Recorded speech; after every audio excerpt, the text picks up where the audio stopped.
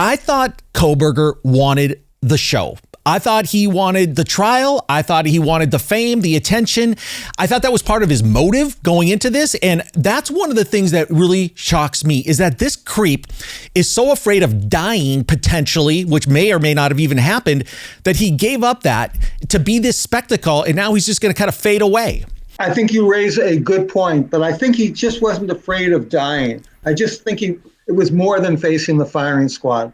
From the reporting that I've been doing in the aftermath of this decision to have a plea bargain, here's what I found out. Kohberger's lawyers told him, you know what's going to happen if this case goes to trial?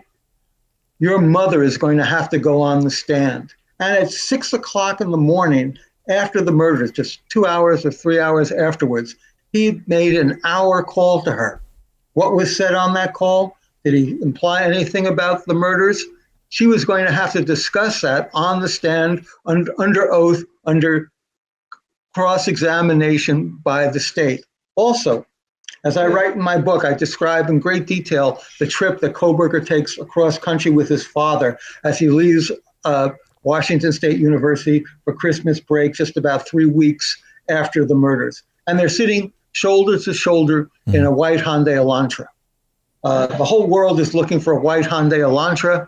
The father knows that his son lives 10 miles away from the murders, where the murders occurred. He knows his son is problematic, former heroin addict, had emotional problems.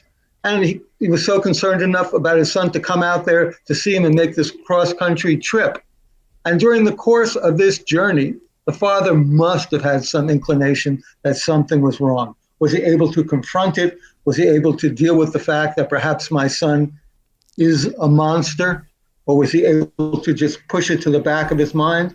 He too would have been put on the stand, put under the scrutiny of the state's examination. And the son was told, do you want to expose your parents to this? And he made the decision that, let me cut my losses. He already got the recognition he wanted. I mean, I think his largest fear was that he'd have done these murders and no one would have ever known that he was responsible for it.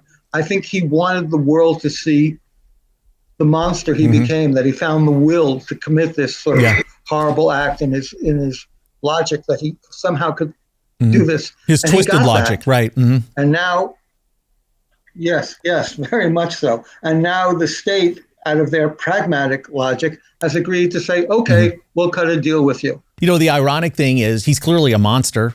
No doubt about it. He is the killer, this savage killer. But at the end, he wanted to commit the perfect crime too. And two mistakes then, talking to his mom and riding across country with his dad. And so this monster actually has enough soul or conscience to not drag the rest of his family into it. And you think that's the primary reason that he took this plea? I think it was. I think, before, but his biggest mistake was, would they ever have caught him? Would they ever have gotten any idea who was responsible for this murder if he had not left that knife sheath behind? And now the question is, was the knife sheath left by accident when he was involved in killing two girls in a tiny bedroom when they were fighting back literally for their lives? Or did he leave it as a calling card? We'll never know the whole story. We'll never know where the knife is. Kohberger has to, plead guilty. He has to make some sort of statement to the families, but we'll never get into the real details, and we'll never know with any sense of authority or credibility if what he's saying is the truth at this point.